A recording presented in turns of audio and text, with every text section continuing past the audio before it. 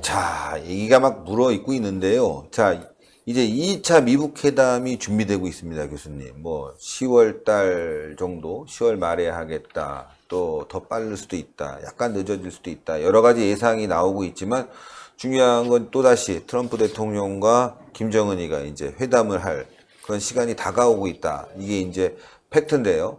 자, 어떻게 예상하십니까? 네, 그래서 제가 볼 때 이 지금 미국 제2차 정상회담은 11월 6일 있을 미국 중간선거와 밀접하게 연동되어 있다 이렇게 보셔야 되겠습니다. 그러니까 뭐냐면은 만약에 11월 6일 이전에 제2차 미국 정상회담이 열릴 경우 거기에는 미국과 북한 사이에 북한 핵 문제에 관해서 실질적인 진전이 있을 때 한해서 11월 6일 이전에 제2차 이 미국 정상회담이 열릴 것으로 우리가 볼 수 있습니다. 만약에 지금 뉴욕과 빈에서 열리게 되는 이 미북 비밀 회담에서 북핵 문제와 관련된 실질적인 그리고 구체적인 충분한 진전이 이루어지지 않는다고 한다면은 제2차 미북 정상회담은 11월 6일 중간 선거 이전에 열리기가 매우 어렵다 이렇게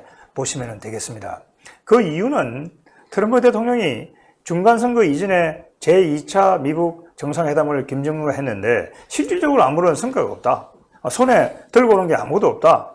그렇다고 한다면은 그것은 트럼프 대통령의 대북 정책의 실패, 트럼프 대통령 외교 정책의 실패로 연결되고 공화당에게 매우 중간선거에서 불리한 결과를 가져올 것이기 때문에 이 중간선거 이전에 그런 상황에서는 미국 정상회담이 열리기가 어렵다 이렇게 보입니다. 자, 그 다음에 제가 볼 때 11월 6일 중간선거가 지나고 나면은 트럼프 대통령이 김정은을 또 만나야 되겠다 이러한 필요성은 제가 점점 더 작아질 것으로 보입니다. 그렇기 때문에 지금 북한의 입장에서는 어떻게 해서든지 11월 6일 이전에 지금 제2차 미북 회담을 해야 되겠다 이렇게 지금 생각할 것으로 보입니다. 그렇지만은 오늘 여러분 언론 보도를 보셨겠지만은 트럼프 대통령이 분명하게 이야기를 했습니다.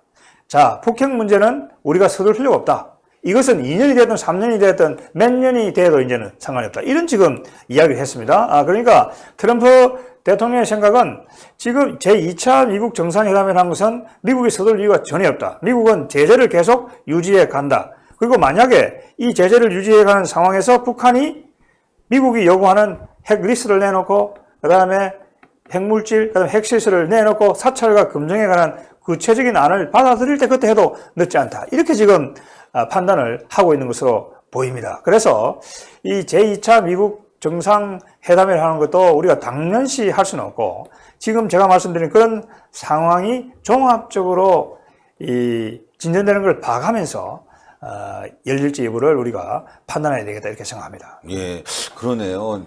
11월 6일 이제 미국의 중간 선거가 열리는데 자칫 잘못해서 미국 언론들에게 1차 회담처럼 문매를 맞게 되는 뭐 한 거 없이 쇼만 벌인 거 아니냐? 그러면 또 선거에 영향을 줄 수도 있고 북한에게 뭔가 실질적인 그 비핵화를 얻어내기에는 또 북한이 자꾸 주저주저하면서 시간을 끌고 있는 상황이기 때문에 자칫 잘못하면 좀 선거에 괜히 악영향만 줄 수 있으니까 대화는 한다라고 얘기하고 시간을 끌고 북한에게 계속 비핵화에 대한 핵리스트 받는 작업만 미국이 할 거라고 보이는데 지금 언론들은 뭐 기정사실화 시켜서 말이죠. 내일 모레 당장 비핵화가 되고 대한민국에 평화가 오고 전쟁은 없고 말이죠.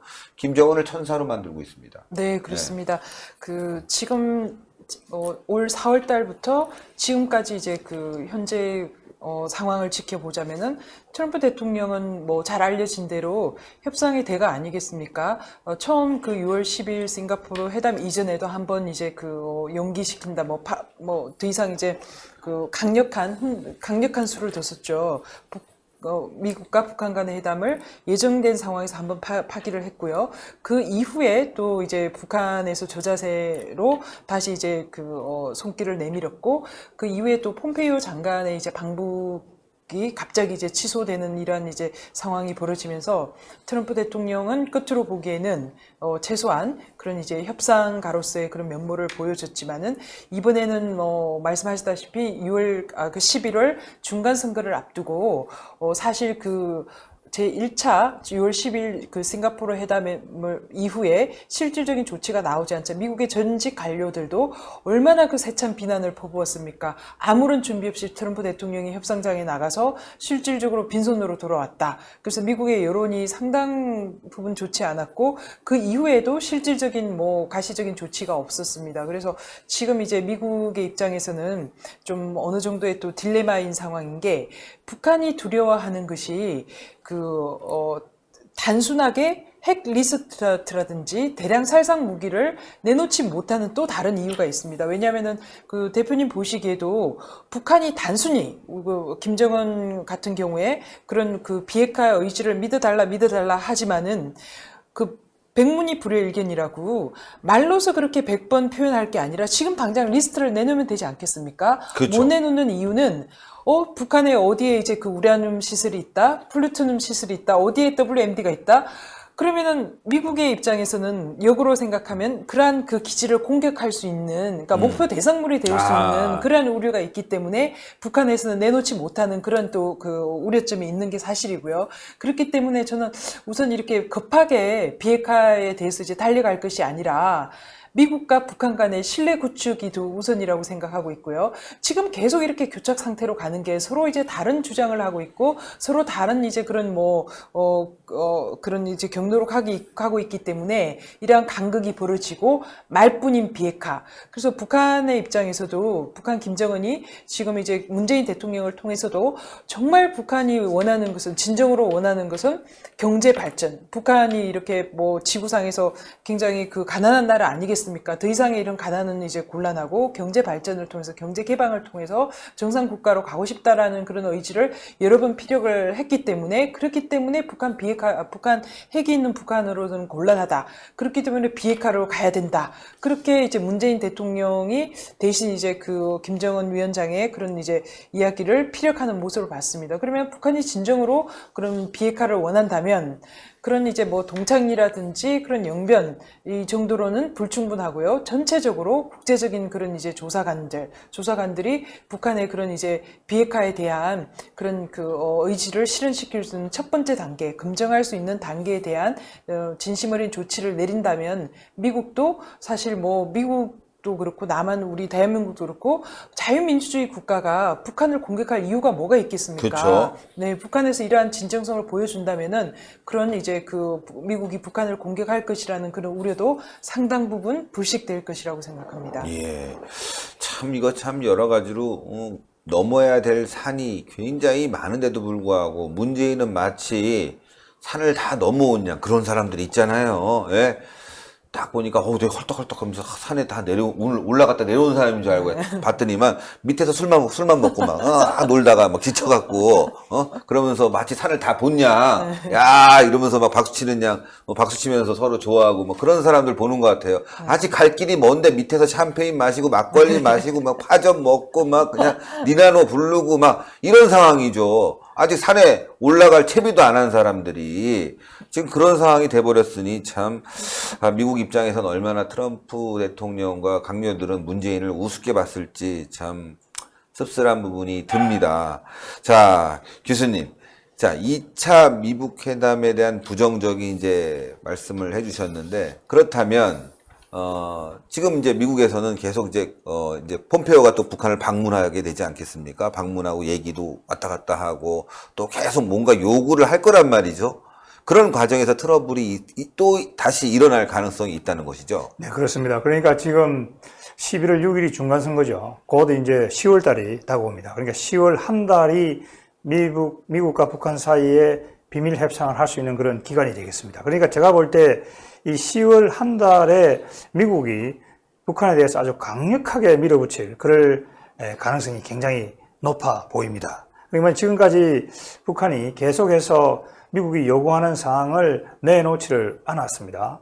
그렇지만 중간선거도 계속 다가오고 있고 하기 때문에 이 10월 달에 뉴욕과 빈에서 열리는 미북 회담에서 미국이 북한에 대해서 최고의 압력을 가할 것으로 예상이 됩니다. 그래서 그러한 그런 게 뭐냐면 지금 우선 우리가 관심을 두고 봐야 되는 부분이 미국이 회담 장소를 두 군데로 지금 정했습니다. 네. 한 군데는 이제 일종의 투 트랙이 되겠죠. 뉴욕이 하나 있고 지금 오스트리아 빈이 하나 있습니다. 그리고 오스트리아 빈이 항상 국제 기구가 있는 그런 곳입니다. 그러니까 지금 이 오스트리아에서 한다고 하는 것은 이미 사찰이라든지 검증이라든지 국제 기구가 이 북핵 문제에 개입해야 된다고 하는 그러한 요구를 지금 북한에게 하겠다고 하는 사인을 지금 보내고 있는 것이고요.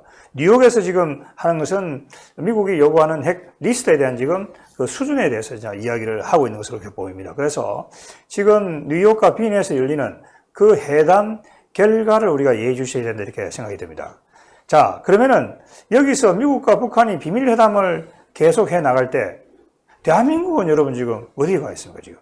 그러니까 제가 볼 때 이게 지금 문제라는 얘기죠. 그러니까 문재인 대통령은 평양을 가가지고 김정은의 얘기를 일방적으로 지금 그냥 메시지만 전달을 해주고 있는 것이죠. 그런데 대한민국이 해야 될 일은 우선 어떤 일이냐 하면은 미국과 북한 사이에 어떤 얘기가 오고 간다. 오고 갈 경우에는 미국과 북한 사이에 합의되는 그 내용이 대한민국의 국가 이익에 부합되는지 대한민국의 안보를 훼손하지 않는지 거기에 대한 체크를 해야 된다고 하는 것이죠. 그러니까 한국은 지금 미국 협상이 진행되는 과정에 완전히 지금 까막눈이 지금 돼 있다고 하는 얘기죠. 자, 예를 들면은 이런 합의가 이루어진다고 하면 우리가 어떻게 하겠습니까? 제가 정말 여기도 나와서 이야기를 했지만은 만약에 미국과 북한이 이번 뉴욕이나 빈에서 만나가지고 북한이 가지고 있는 핵무기가 60개인데 그 중에서 60%만 폐기를 해라. 라고 합의를 한다고 한다면 60개에서 만약에 북한이 그러면 25개 정도의 핵무기를 보유하는 사실상의 핵지를 미국이 인정하게 되는 것이 될 텐데 그것을 문재인 정부가 받아들이겠다고 하는 것입니까? 그러니까 제가 볼 때 문재인 정부가 해야 될 일은 자꾸 북한에 올라가가지고 뭐 김정은이 하고 이야기를 해서 민족 공조를 할 게 아니고 한미 공조를 해서 미국과 북한이 비밀회담을 할 때 거기서 우리 혹시 국익을 훼손시키는 그러한 논의가 이루어지고 합의가 되지 않는 그거 우리가 관찰하면서 거기에 인풋을 하고 그게 이 한국 정부가 해야 될 일 이렇게 생각이 듭니다.